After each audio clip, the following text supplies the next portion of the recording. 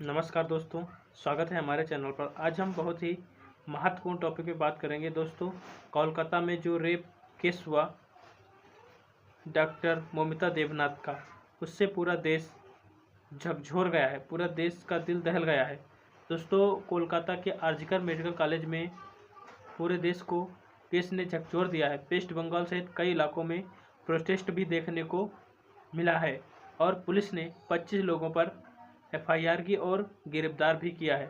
सबसे ज़्यादा यहाँ पर सवाल उठ रहा है कि ममता बनर्जी के खिलाफ एक अजीब बात भी देखने को मिली कि उन्होंने प्रोटेस्ट रैली निकाली और इसी स्टंट के बाद, लेकिन सवाल ये था कि किसके खिलाफ ये रैली निकाली गई, कोई समझ नहीं पाया। इस घटना का मुख्य आरोपी संजय राव है, जो पुलिस विभाग में एक वॉलंटियर था और दूसरी ओर उसकी 3 शादियां टूट चुकी थी। वो डोमेस्टिक वॉलंटियर के चलते पहला सवाल ये है कि इस तरीके के आदमी को रिक्रूट किया गया। यहाँ पर सिविल वॉलंटियर की हिस्ट्री चेक करनी थी कि वो उसकी हिस्ट्री कैसी है, क्या वो डोमेस्टिक वॉलंटियर के लायक है या नहीं लायक है। हिस्ट्री देखकर उसके खिलाफ पहले भी पुलिस एक्शन कर सकती थी, लेकिन पुलिस ने एक्शन नहीं लिया और सीसीटीवी फुटेज और उसके ब्लूटूथ डिवाइस के आधार पर पुलिस ने उसे गिरफ्तार कर लिया है और उसने गुनाह भी कबूल कर लिया है। उन्होंने कहा कि हमें इस बात का कोई फ़र्क नहीं, चाहे हमें फांसी दी जाए। और उसके अपने लेकिन सवाल ये उठ रहा है कि हॉस्पिटल में सभी डिपार्ट का एक्सेस उसके पास कैसे था, किसने दिया उसका एक्सेस। और घटना ने कुछ ही दिनों बाद सीबीआई को ट्रांसफ़र करने के लिए डिमांड हुई। सीएम ममता बनर्जी ने भी और इसे सरगर्म करने के लिए कोशिश करी, लेकिन ये कहते हुए टाल दिया कि मुझे तो इसमें कोई समस्या नहीं है। लेकिन अगले कुछ दिनों में पुलिस ने कुछ नहीं कर पाई तो वो खुद ही केस सीबीआई को सौंप देगी। दोस्तों, बात ये हो रही है कि इतने बड़े देश में क्या डॉक्टर लोग सुरक्षित नहीं हैं? अगर डॉक्टर सुरक्षित नहीं है तो क्यों नहीं है? क्या सरकार कोई कठोर कानून बनाकर जो रेप किया है, जो मर्डर किया है, क्या उन्हें पकड़ नहीं सकती है?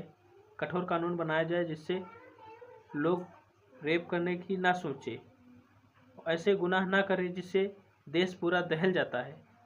और उसके बाद उस जो आरजिकर मेडिकल कॉलेज है, वहाँ के प्रिंसिपल संदीप घोष ने खुद वो ही एक सीबीआई को ट्रांसफ़र कर दिया। उसके बाद तीसरा सवाल ये उठ रहा है कि संदीप घोष जैसा आदमी आरजिकर मेडिकल कॉलेज में प्रिंसिपल बना हुआ है, इस पर आरोप है कि वो बहुत ही करप्ट इंसान है और अलेजेंडली उन्हें माफिया की तरह मेडिकल कॉलेज को चलाया है।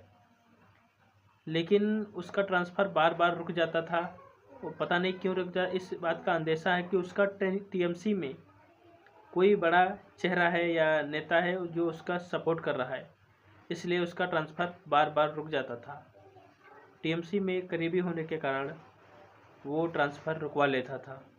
इसके बाद उस जो डॉक्टर ट्रेनी थी, वो मौमिता देवनाथ को आत्महत्या दिखाने की कोशिश की गई, लेकिन ऐसा नहीं था। उसका गैंग रेप हुआ था और उसके बाद आत्महत्या की कोशिश की गई और एक फ़ोन गया कि देवनाथ के पेरेंट्स को, कि उनको बताया गया कि आपकी बेटी ने आत्महत्या कर ली है। और जब पेरेंट्स इस बात को सुनकर सदमे में आ गए और जब वो आरजिकर मेडिकल कॉलेज के सेमिनार हॉल में गए, उन्हें 3-4 घंटों तक मिलने नहीं दिया गया।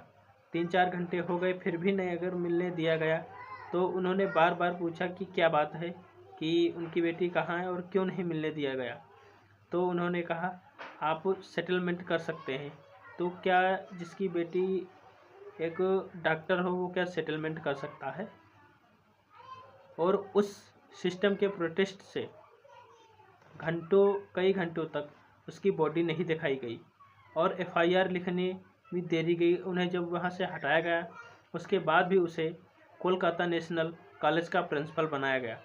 तो 9 घंटे के अंदर, जैसे संदीप घोष ने इस्तीफा दिया, उसके 9 घंटे के अंदर ही उसे एक कोलकाता नेशनल कॉलेज का प्रिंसिपल एक नई जिम्मेदारी दी गई तो इतना जल्दी क्या था कि 9 घंटे के अंदर ही उसे एक नया पद मिल गया, और वो उस पद के लायक भी नहीं है, करप्ट है, रेपिस्ट है।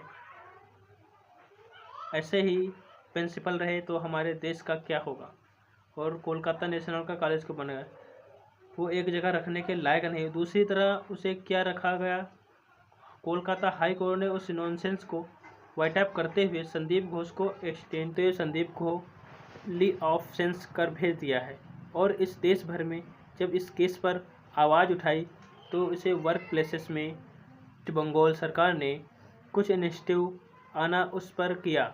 सुप्रीम कोर्ट ने इस मामले में तो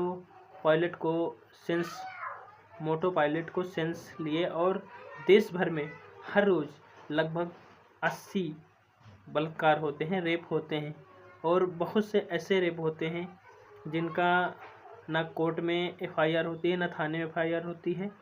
और कानून क्या कठोर कानून बनाकर इन्हें एक कड़ी से कड़ी, कठोर से कठोर सज़ा नहीं दी जा सकती है, जिससे हमारा देश सुरक्षित रह सके और हमारे देश की बहन बेटियां सुरक्षित हो।